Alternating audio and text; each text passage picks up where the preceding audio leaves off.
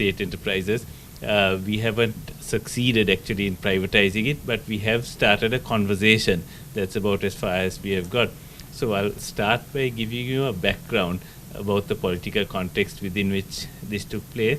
Then I'll get on to the subject of a message that we needed to take out to the public, a basic thing on how we pushed it out into the media as a small, new and relatively unknown institute, and finally a description on how perhaps it has started a new discourse on state enterprises, and perhaps some thoughts on where we might be heading in the future. So, let me just take is he audible at the back? Everybody here? A little bit louder would be helpful for the Right. So, in 2005, Sri Lanka elected a new leader who reversed the previous bipartisan acceptance on privatization and private sector-led growth. They believed in a model of state-led growth.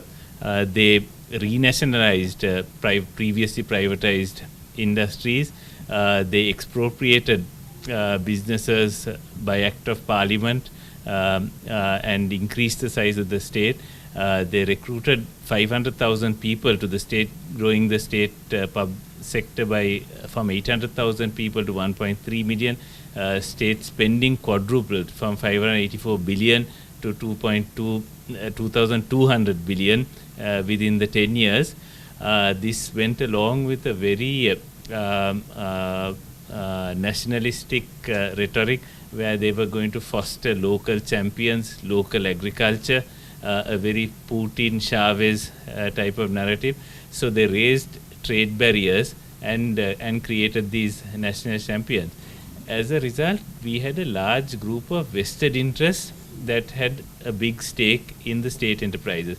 The state employees themselves, the politicians who were making money on the procurement in state enterprises. We had the protected local businesses which were thriving as a result, and their employees. So we had a large sector of people.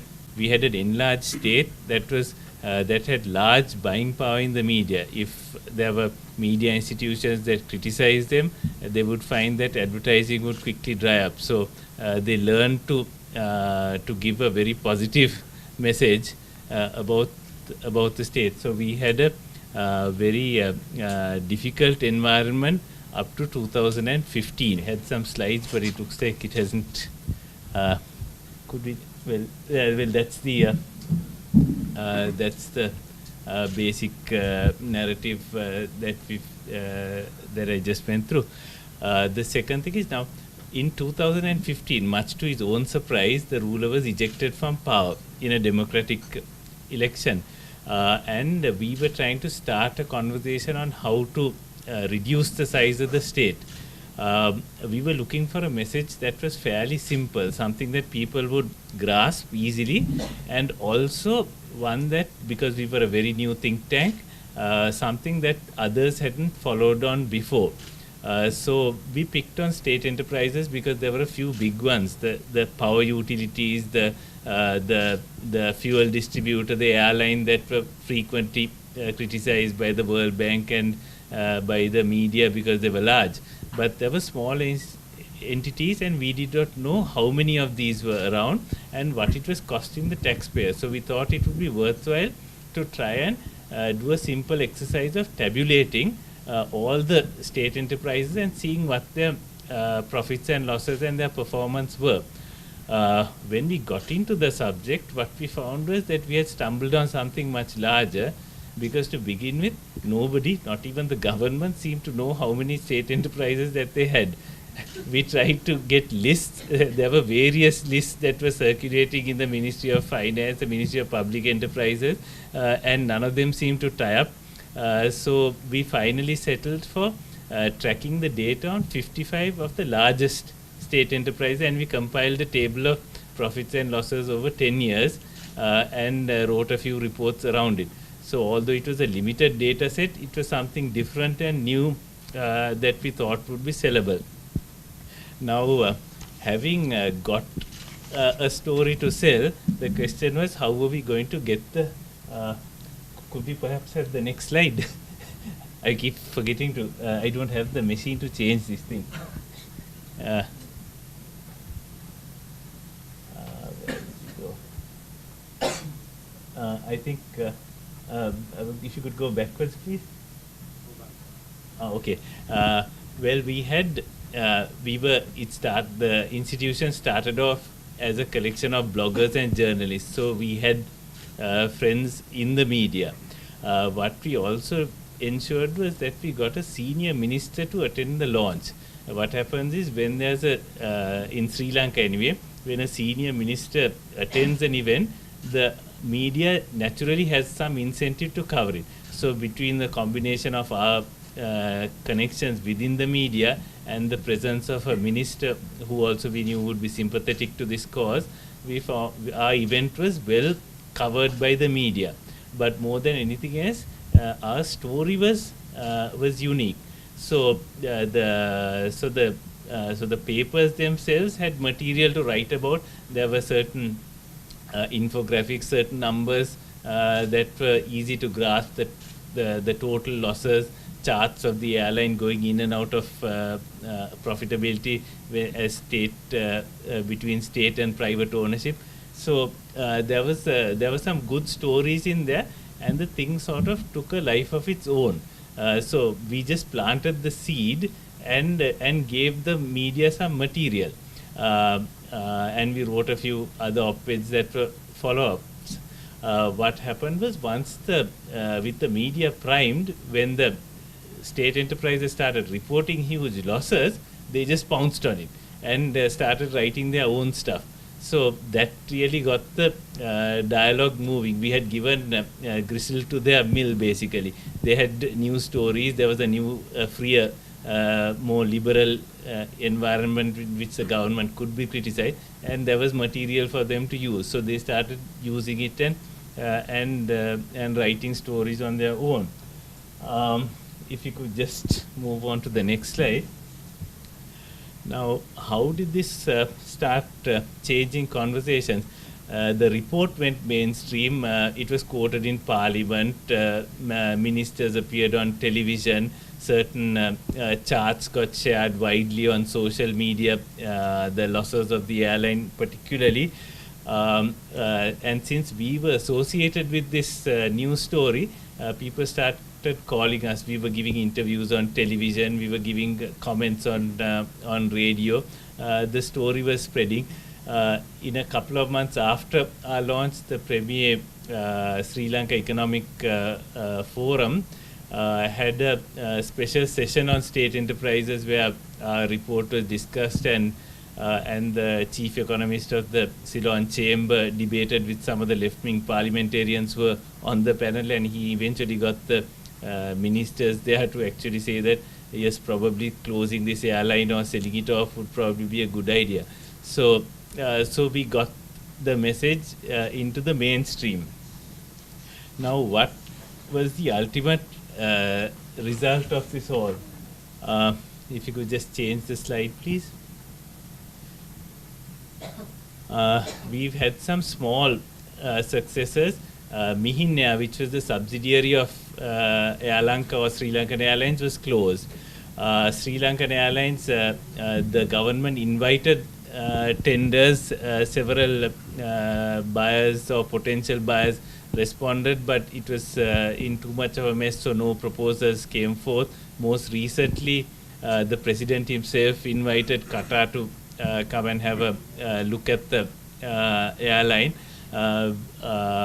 We also saw an announcement that 5 of the non-strategic state enterprises, the ones that were most recently nationalized, the government announced its intention to privatize them, which was a positive step. The IMF had also recommended it in their packages, so we are now sort of setting the groundwork in the public sphere for the government to do the unpalatable task of actually or selling these off. We haven't got a lot beyond that, but we are keeping the conversation going. and we hope to, the new report is coming out. We've compiled a list of 200 odd entities, about 100 commercial entities, a further 100 subsidiaries and 20 sub-subsidiaries, which seems to be the most comprehensive list available so far. And we are compiling data on that, so there'll be a fresh report coming out. So, provided the political climate remains good, I think we may have some success. The unfortunate news is that the government has managed this morning to lose the local government elections rather badly to the previous incumbent, who's come roaring back. So I think there's a bit of a disarray at the moment, and the space for actual reform might be closing. But we'll have to go and assess and see. The government might fall, but we'll have to take it as it comes. But at least there's some dialogue at the moment.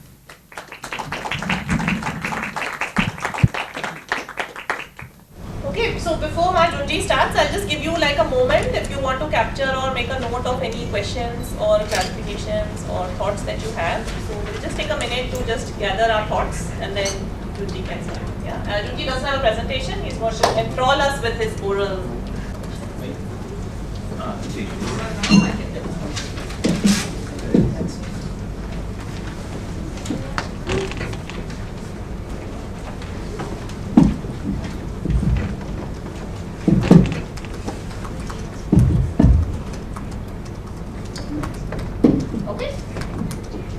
Good afternoon.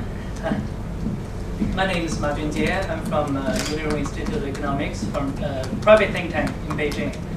After hearing my friend Ravi's presentation, I began to I'm a little bit jealous, because there are something in common and a lot in different in the work we do. The thing in common is that our report also used indirect data in the research of Chinese SOEs. The different part is that instead of going mainstream, our report got blocked from online, so it was retracted from online. There's no way you can find it. Obviously, 15 minutes is not enough to begin a Chinese SOE 101, but I would really like to take this opportunity and talk about 3 issues. First, why SOEs need to go in China. And second, are there any concrete policy to fulfill that end? And thirdly, why SOEs are growing even more powerful day by day. So when people think of China, for those who have never been there, probably the picture is China is a planned economy with very heavy ideological color, and there's only state and no market at all. But for those who have actually been there before, I see some familiar faces in the audience, you would probably disagree from this description of the country.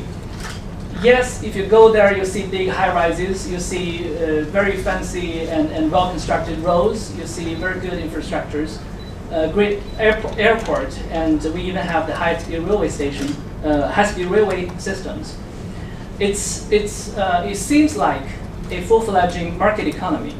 However, if you take a look at the composition of the economy, I've got some figures though. I will not bore you with that. To sum it up though, 56% of the economy is actually state-owned enterprises. If you take a walk in the CBD area in Beijing, you're going to see those nice buildings with big labels saying Sinopec or China Telecom or Industrial and Commercial Bank of China. Those are all state-owned enterprises. And the one thing people keep forgetting about it, or people keep ignoring, is that the executives working for these Chinese SOEs are actually not only executives of a firm. They are the government officials. They are appointed by different levels of the Chinese government. So in a way, the Chinese SOEs are the state. They are the government. And 4 years ago, my institute, Unirule Institute of Economics, did a research on SOEs. The title of that report, it runs for 380 pages. The title of that report is The Nature, the Performance, and Reform of Chinese SOEs. You can probably still find it on Amazon, but there was this e-version, and it's no more on the internet.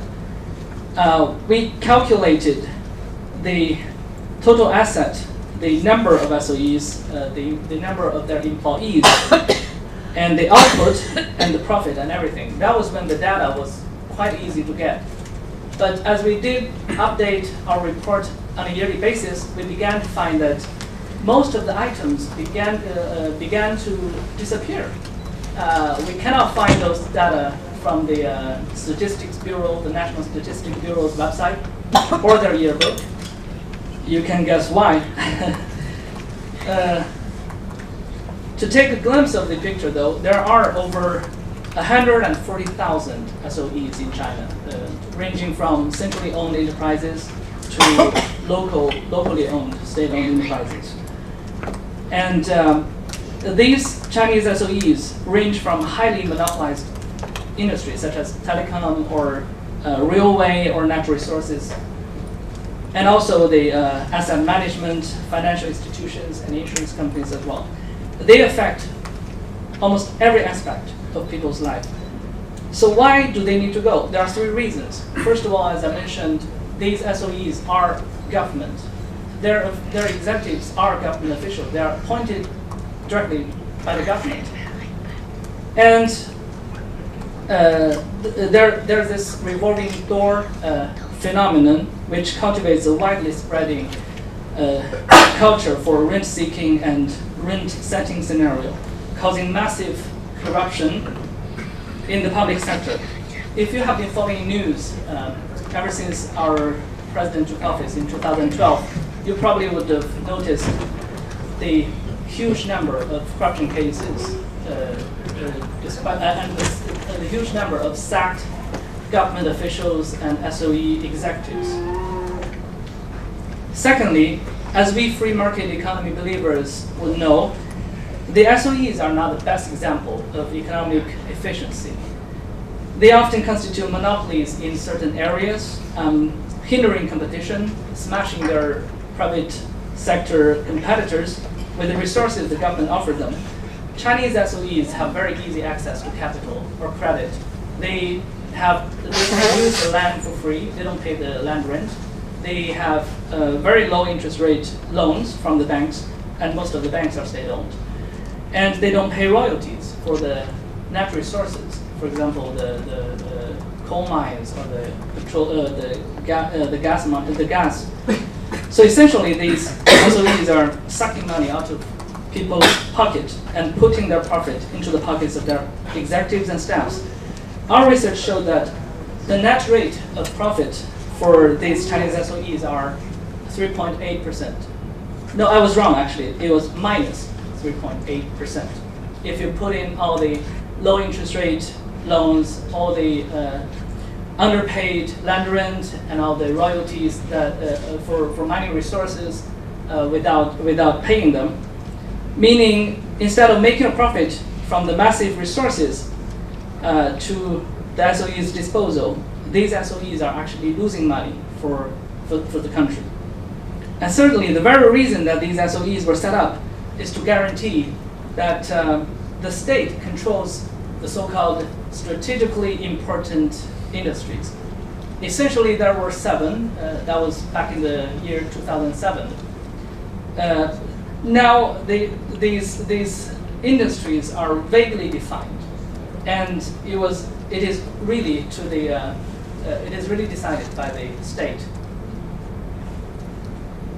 So they can actually, they are in such a position that they can actually blackmail the government so that they get favorable policies, so that they get, again, easy access to the credit.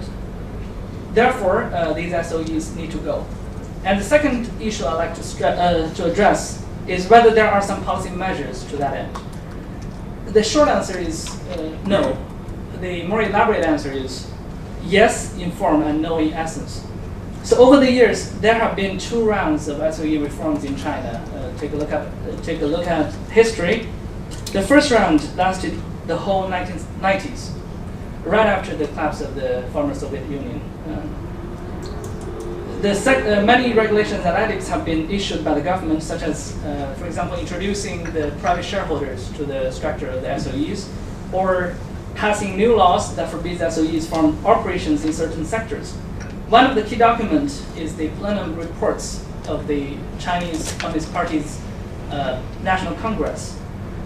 In two of these reports, it is promised by the government, by the Chinese Communist Party, that the market is going to play the leading role in resource allocation.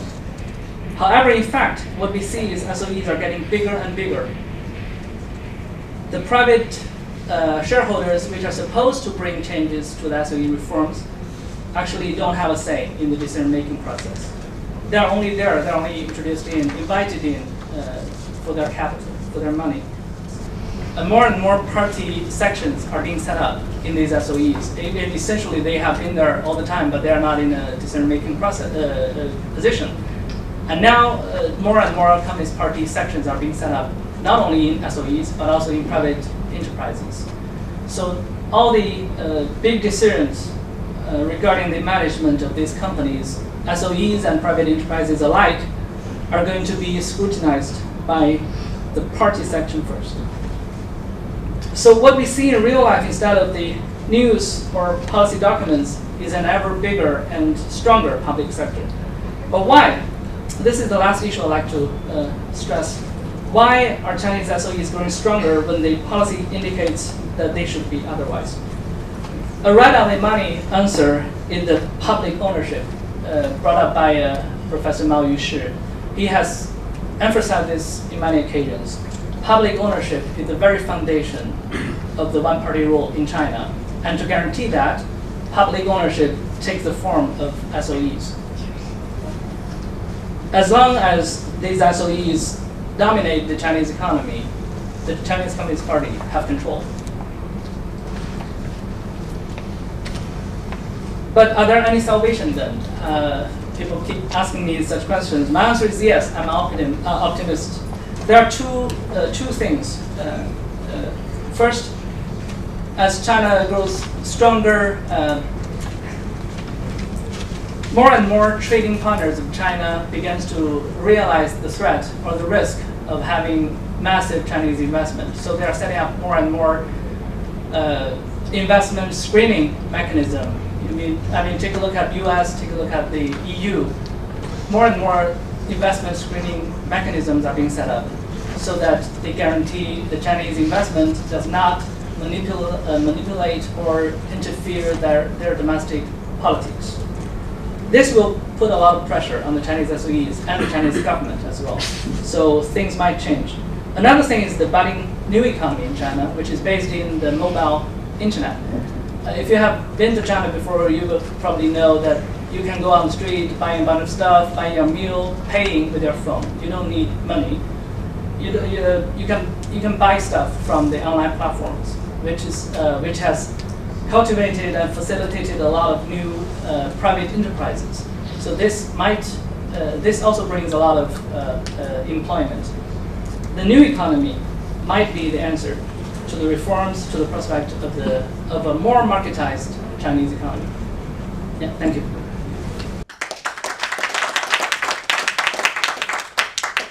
Okay, so now you've heard the two presentations. What we'd like you to do is to, we are adding about 20 plus folks are here. If you can divide yourselves into groups of 4 or 5 and have a short discussion of 5-7 minutes within your groups about what you heard them say, what questions or comments you have, and then we can take one question per after that. So you can group yourselves into groups of 4 and 5. Just spend some time reflecting on what they said and what questions or comments you may have. Yes, so let's arrange ourselves, please. Let's form a group. Let's form a group. You want to be in our group? Yeah. Right, we've got them. Do you want to be in a group? Yeah. Right, so there we are. It was okay here. You are. There's other groups to join. And they want down their people for their group. Do you want to go and join that group? Okay. Sorry? They wanting people for the group down there? Yeah. So this group here, this group here, this group here. Are you on this? Yes, we've got a group, we're organised. Before anyone does it to us.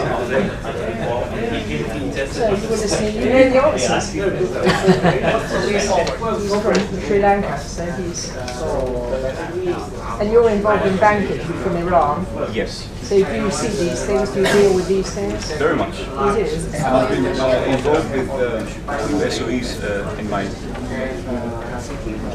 comparatively short, very short experience. One with banking. I was a member of the first private bank after the revolution. Before there was no private bank. All of it. 80% of the industries were nationalized after the revolution in 1979. In Iran? In Iran. But in your bank, do you deal with anything in Sri Lanka or China? It is very much very similar to China experience. Yeah, but you're not, your banking doesn't, you don't personally deal with anything in those countries. Relationship with the SOEs in China? Yes, in China. Anything in China or? The Iranian enterprise has a lot, but no, personally, nothing. One thing is, we all know how bad it is when you have like bigger state and most economic crisis, but how do we initiate the reform agenda? Is, I think, should be spotlighted. It's about when we had discussed lunch, because some of the state enterprises are going to reform, means are powerful sometimes. It stays powerful because they are getting kickbacks and also to identify which stakeholder is powerful and propose a solution based on that each institute rather than going for a blanket solution. So that's, I think, in our Sri Lanka, because some of the state institutes, the stakeholder that we have to represent manage is different. So depending on that, even if we are going for a public-private partnership, what's the percentage of staff that we are going for? What's the public? Unless we give sort of a notion, we are going to sell it all for someone who is connected to the president or the minister, and big business people mentality will come out. Did not talk about allowing competition first and privatising afterwards? I don't know whether that's a possibility, because certainly in many countries where they've privatised the state enterprise, just becomes a private state. But where people have allowed competition, they touch the state enterprise, they allow people to compete, and eventually the state enterprise you build up other players. So when you do privatise the state enterprise, you already have an active competitive market. But he would know more about that than me. Yeah, that's a possibility, but what generally government does is you are getting the competition, you are trying to rescue the competition, or like you get subsidies and you just manage the state institute with taxpayers' money. Though they are having the competition, they just somehow manage through taxpayers' money. So after some time you have like a couple of few players and they are feeling they are not earning well because We have about 3 more minutes. 3 4 more minutes before we begin. but definitely competition has to be there, but at the same time I think at least a negotiation process or a reciprocal should go hand on hand, unless if you can like in Sri Lankan Airlines, it has been there for as long as I can remember. Something very interesting is the case of China, is the funded liabilities of the government. And I think the Chinese government has increasingly very rapidly growing funded liability problem. They also have, we hear, a lot of deficits, spending deficits. So in Iranian case, the government has, the country also has a lot of unfunded liabilities. So as I mentioned, the SOEs are not generating any profits. So just providing more and more liability. They eventually collapse. on themselves. So government usually try to get rid of them. They overvalue them and sell them out to the public. That's happening usually. I think they're not sustainable for the long run. They can go on for a very long time, like in Russia. You're right, but eventually they collapse. And in Chinese case, I think all the signs point to that as well. In the Iranian case, it is the case. I don't know about this Sri Lanka. And so they're about to collapse in Iran, some of them collapse. Very much. Okay. Very much. They are close to collapse or some of collapse? Some of them. For example, banks, they weren't banking, really. They were government's way of, another way of printing money and funding their many. We have a minute left. They are red, all of them are in red, and they are bankrupted basically. The banks. The banks. And when they are generating loss, basically they're not, they don't have any use for the government to keep them. They're trying to get rid of them. I know when the nationalisation privatised in the UK, whatever they were costing before they were nationalised,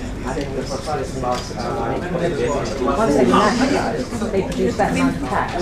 So it went from a deficit of whatever it was to income of whatever it was. And it was pretty much the same. But anyone knows more about privatising than almost anyone else in the world. So I saw you talking about China. Has anyone else?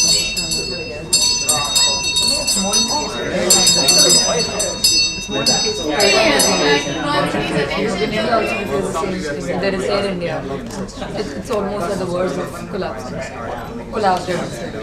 And in terms of railways as well. If you hear me, clap once. If you hear me, clap once. If you hear me, clap twice. If you hear me, clap thrice. Thank you.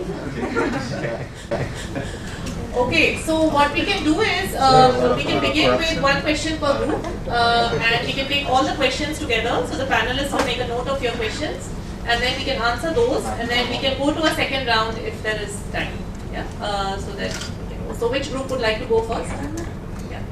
Please state your name and state-owned enterprise in China. I don't know whether our friends will be confused whether it's state-owned or party-owned. I think it makes a difference. What I know of the newest development is the party actually is smart enough. They know they are not very innovative compared to the private sector. So they let companies like Tencent or Alibaba to take charge in innovating. But now when the companies are big enough, they are sending in the party members into their boardroom, and they would be, so the party member would be one of the board members in those companies. Well, of course, from the libertarian point of view, that is a very bad development. But I also have heard another counter argument, which is this is a good development because the entrepreneur, like Jack Ma or Pony Ma, they will have a chance to convince them, to be more free market, whatever that is. So what's your view on that, on the newest development? Hello, my name is Alfi. I'm from Student for Liberty, Indonesia. I want to ask first about,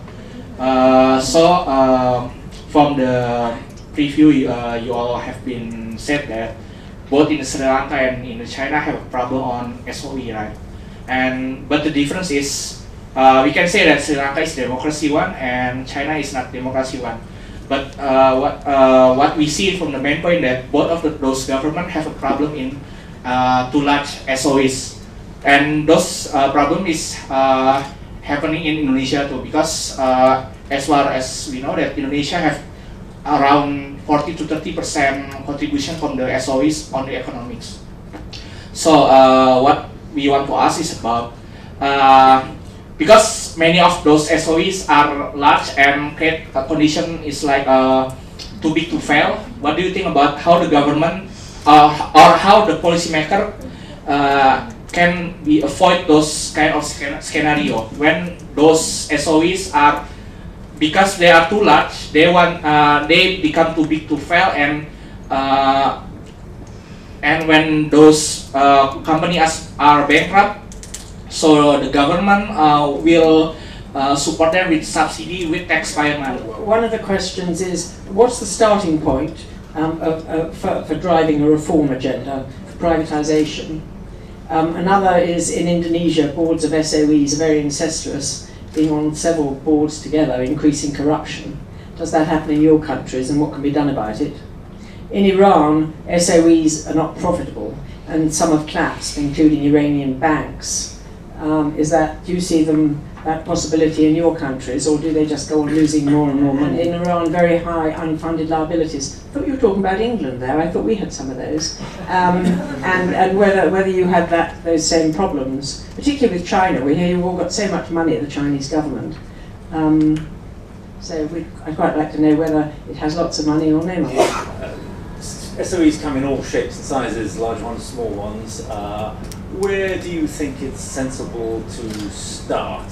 Should you have a program that's just a general program to privatise industries, or do you start with the big ones that are losing, or the ones that are losing most money, or do you start with the small ones, or do you start with the difficult ones or the easy ones? Thank you. So Junjie, maybe you can take the question, Peter's question first, or just Well, thanks for those questions.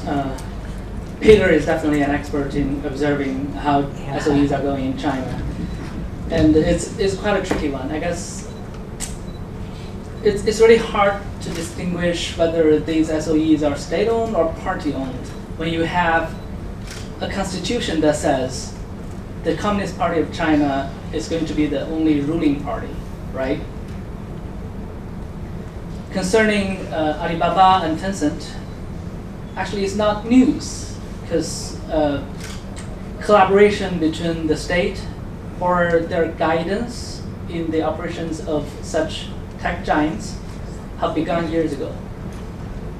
The state or the party definitely had a stake in these the so-called BAT, we call it BAT. It's Baidu, Alibaba, and Tencent, the three big tech companies in China. Whether SOEs are too big to fail, well, I can tell you an example. In the 1990s, early 1990s, in the province in northeast China, there was this first round of SOE reform victims. It is an industrial base for the Chinese economy. Most of the citizens were employed in the public sector in that part of the country in the 1990s. And then there came the reform, and many of them got laid off. It caused a huge social disturbance, social instability. A lot of SOEs went bankrupt, and a lot of public sectors, or the so-called 事业单位,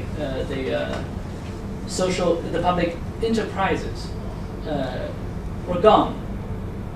It was kind of a shock remedy for the SOEs, for solving the SOE problem back then. But still, I asked this question to Tom Palmer. When the technology advances, when reform measures were taken, there are always victims. There are always the losing side. How do people adjust to that? He simply said they find another job. They probably went to the private sector. So I don't think there is a sound case, a solid case for arguing that SOEs are too big to fail. And whether there is a point for starting the SOE reforms or the privatization process, frankly speaking, in China, I don't think so. I don't think so. It's always time for SOE reforms, but you gotta look beneath the policy papers. You gotta make sure that these are genuine reforms that constrains the expansion of SOEs instead of making them stronger. How to carry out reforms? We do have some very successful examples in the past.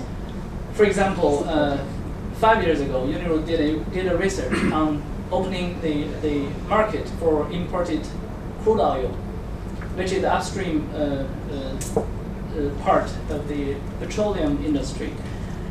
There are three big, so-called three buckets of oil in China. There are CNOOC, CNPC, and Sinopec. They are state-owned enterprises. They dominate the oil industry. What we proposed in our research is to first open up the market, opening up or to remove the system of quotas for importing crude oil, so that private companies can also be involved in. They can carry out importing crude oil from countries.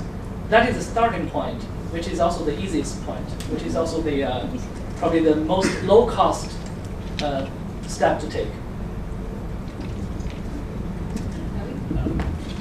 On the starting point for privatization, I think that generally the best place to start would be the easiest.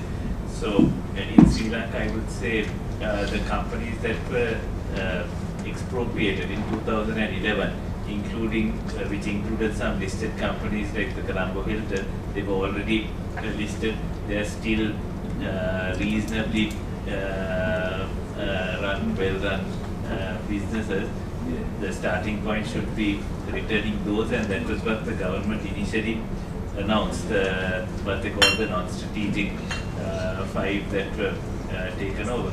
So that the starting point, and selling it off on the market, which I had a productive discussion with Mr. Butler over lunch.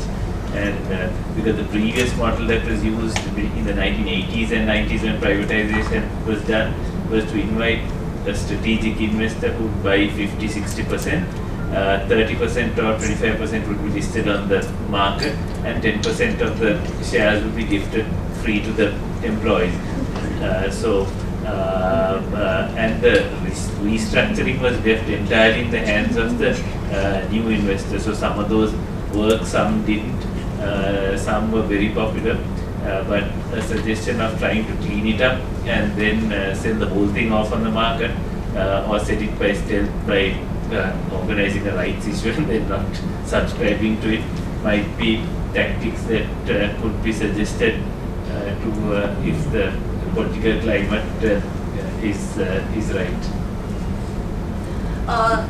Dr. Patla, would you like to come in with what would you propose given your experience?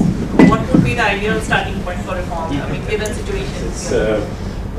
We always say an ounce of practice is worth a pound of theory. There are probably state-owned enterprises where the employees who work inside them and the managers who work inside them know that they're very badly run because they're too regulated, and would actually be willing to make an offer to take them over and to run them in a better way. So I think that's probably where I would start, and I think it does require some investment, and I think there are some companies which, in order to sell them, you have to really reform them at the beginning, otherwise they're never going to make it. And then, as our colleagues from Iran would say, that when the new owners do then reform and start firing people and so on, then this is really, really bad news.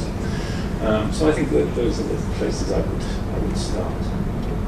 We had 2 hands that had gone up who are working on state-owned reforms. To a great extent political, because it exists in China, which one would say is political in the sense it's one party, and it exists in Sri Lanka, which is a democracy, a competitive democracy, and it exists in Indonesia, it exists in India. So the political structure seems to be quite capable of dealing with it one way or the other.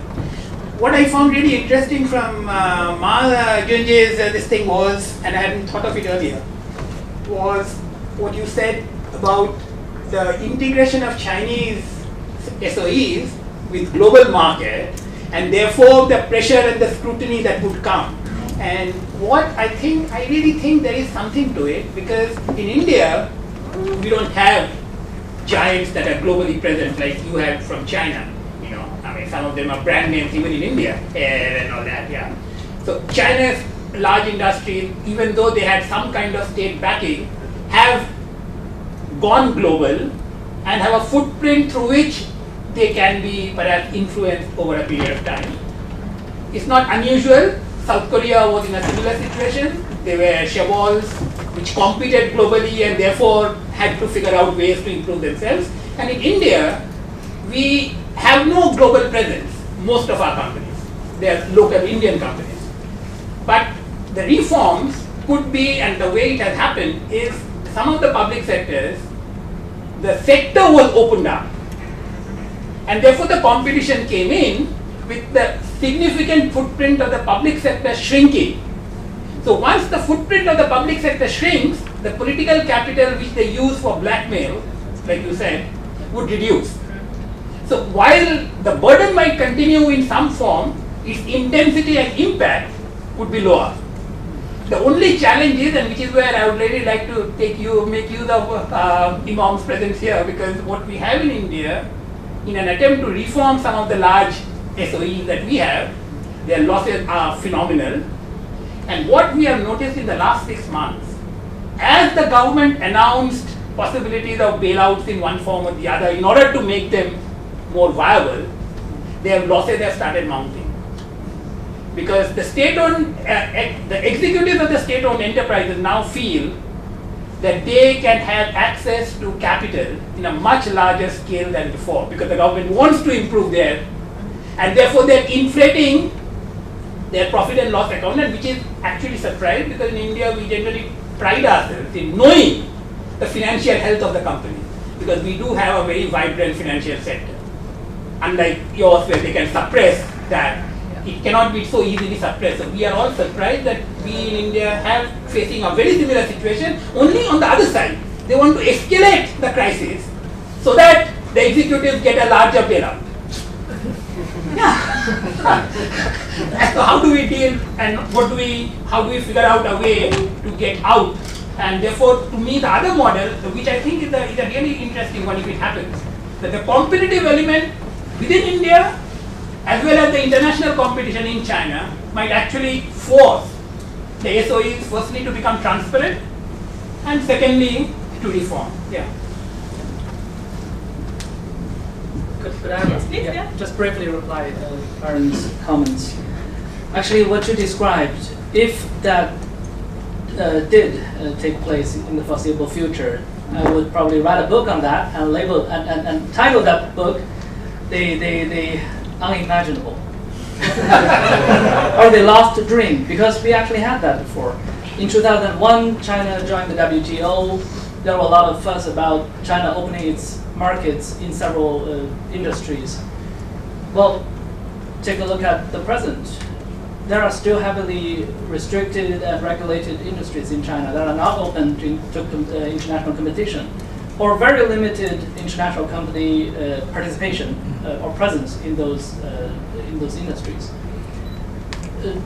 The strategy of Chinese companies going out to the world or going global, it was promoted for years, and the only ones that got successful in the global competition are mostly big Chinese state-owned enterprises. For example, the ICBC. You take a look at the Fortune 500 big companies.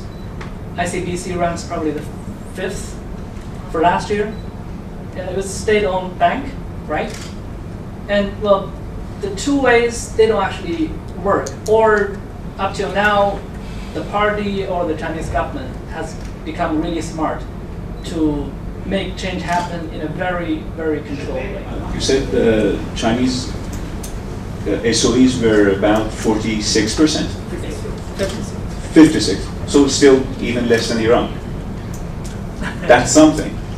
I was wondering, am I wrong to think that when they are generating loss instead of generating profit, that's the perfect time to actually reform them? Isn't that a very good opportunity? Usually in Iran, that's what I was saying, unprofitable SOEs, they overvalue them and they sell them out, liquefy them actually, in order to get out of the loss. Isn't that something that happens in China as well? You're not wrong to presume that it is time for state-owned enterprises to reform when they are making a loss, right? But actually, when I mentioned the net profit rate for SOEs are 3.8%, but minus 3.8%. That is a figure after we did solid research in, and based on incomplete data. For the big chunk of the SOE's composition in the Chinese economy, they have a very good-looking book. I mean, if you look at their accounts, they are making huge money. But the thing is, they don't turn over their profit to the state coffer. And that profit, the so-called profit, they are not distributing that to the citizens of China. And a lot of people, and not a lot of people realize this. And another reason is that our research doesn't go mainstream as well. Well, let me add something to your comments regarding the SOE, they are loss making or profit making. Well, at least in the financial market in Hong Kong, where many state-owned enterprises are listed, they are even distributing dividends. So I think the CCP, they are very smart in telling like very nice story where I would blame even the Western media in falling into their trap. You look at Davos last year when President Xi was a guest of honor, and he was perceived as the champion of free trade, where it's so clear that China unwillingness open up its market to the world. And the story was one-sided, simply because the West had, or the US, they had Donald Trump as president. So in response to Barun's comment, I think it's unimaginable that even the West side with the CCP, that the Western mainstream media side with CCP. So how can we open up our market and have a real free market in China? Quick response? Yeah, very quickly. Yeah. That's really a very good observation. I cannot comment on that, but I can provide probably a straight answer that, as I mentioned in my second, in the very last part of my presentation, the new economy probably has some hope for that. I mean, as soon as people realize they can make a good living, make a living in the private sector, I mean, running their own business based on the mobile internet. I mean, we still have high hopes for internet in China. Probably people will become less dependent on the public sector, on the social welfare, on the jobs provided by these SOEs. Chris? Yeah. If by reform we are suggesting some return to efficiency or some approximation of efficiency, the only way we're going to get there is through the ending of state control of capital, and that's through the banking sector and or through the capital market. So you're going to have to see, the beginning has to be with state-owned banks, okay? And also in countries where, I mean, the true test of whether or not the businesses or enterprises are approximating any sort of free market conditions is whether or not there's a possibility of transfer of ownership. So in that sense, China's not a capitalist economy because most, I mean, all the so-called corporate activities, I mean, this is a real red herring. It's a false thing. The problem in China is corporate debt. Well, this is public sector debt because it's all the state-owned enterprises. But somehow, again, it's a journalistic sort of understanding. They think, well, this is, so people are going to blame the private sector or private enterprise for these failings instead of blaming the state. Because the state underpins all this misbehavior through policy lending through state-owned banks. And it's true and certainly in India and probably in Sri Lanka as well in that regard. Ravi, would you like to? Yes, the state banks are a problem. The previous governments did manage to privatize the development banks, and they did manage to improve the operations of the two major state banks. They basically got a financial controller from England whose role was to simply say no when politicians came asking for loan. So they managed to clean those up, and those are profitable, but the government still refuses to let go. And as a result, now if you look at the accounts of the loss-making airline, a lot of those debts are being funded by the state bank. So they end up being used for purposes, even though they now report profits, they end up funding all sorts of widely different projects as well. Okay, so we have time now for basically closing comments. So Junjie, closing comments from you. What's the road ahead?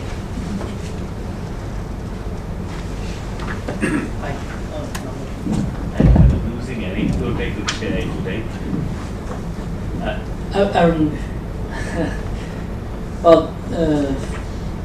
I really hope maybe the Western media, including the media in China, would pay more attention to the research instead of what politicians say in the news regarding state-owned enterprises. And if they do get the right picture, probably there's some pressure on the Chinese government to carry out real reforms. I have an anecdote that may be a little amusing about a Chinese-built power plant in Sri Lanka. So it's a state company that built a power plant in Sri Lanka. It was supposed to provide the base load for the grid, 900 megawatts of coal power. The only small problem was that this forgot to build a pier to unload the coal in, whether it was because they ran out of money because it was stolen or because the city didn't plan it. So we've got no coal in the country and no way of unloading it because there's no pier. So what they do is they bring the ships down, and mid-sea coal is unloaded from a large ship into small barges and then ferried across to shore and unloaded. The only problem is we're a tropical country and there's a monsoon for 6 months of the year. So the waters are too choppy for about 6 months of the year for the barges to travel. So now they've got to stockpile on shore 6 months worth of coal, which is a huge fire hazard, as well as a massive amount of working capital in this particular enterprise. And on top of this, although it's got a rated capacity of 900 megawatts, it's run somewhere between about 700 or 800. Nobody knows exactly how often it breaks down about once a quarter. Although we are not certain about this, the rumor has it that all the instruction manuals are in Chinese and nobody can understand how to run the thing properly. But this is just a rumor. The last little bit. So, closing comments from you, road ahead. You mentioned that the election news is not very promising for the reforms ahead. Yes, but, unfortunately, yes, we might find it a little more difficult to push for reforms. But so we'll have to see, as the former Indonesian finance minister said yesterday, all economic reform takes place within the political space. So we'll have to see how much is left and who's left standing after the election. But I think the path ahead, because the IMF has it on the agenda, the World Bank has it on the agenda, they are probably more influential than we are. So I know they are pushing from the inside, and we do talk to them about these as well. So so while we can carry out the publicity on the outside, we'll continue to pressure from whatever quarter to try and move on the easier aspects of the privatization. So are you optimistic or pessimistic? Not as optimistic as I was 2 days ago, but still marginally optimistic. Junjie, are you optimistic or pessimistic? Yeah, pretty pessimistic. Well, sending some more hope your way. Thank you very much. You should advise, but I just noticed it, but Uber sponsored this or organized this, so we should thank Uber for this too. Thank you. Thank you so much. They are around if you want to have some more conversations with them. And is there anybody here who can announce about the next stage of the program? Volunteers? It's here in the Tamarind room, right? Yeah. Okay. Okay. Right. See you. Thank you so much.